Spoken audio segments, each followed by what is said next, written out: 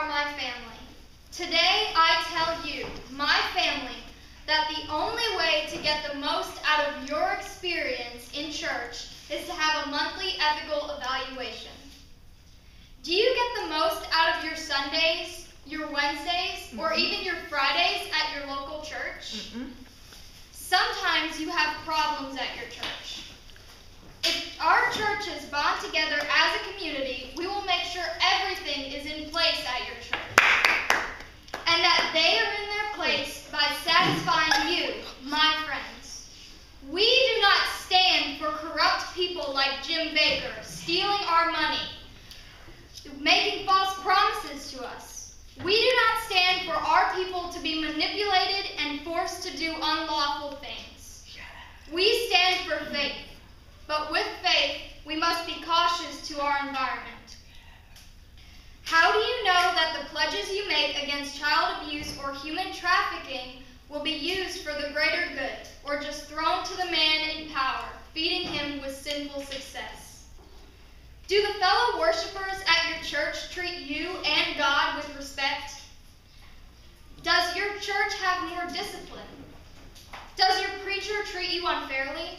All of these questions will be answered with ethical evaluations. Your young sisters and brothers have nothing to fear from our community, for we work for the good of them and the good of God. We, as a community, want you to have the best experience in your church. We, as a community, will protect you and your beliefs in God so that they may not be manipulated by unrighteous people. They have no right to come in God's house and manipulate us. They have no right to corrupt our children into doing unjust things.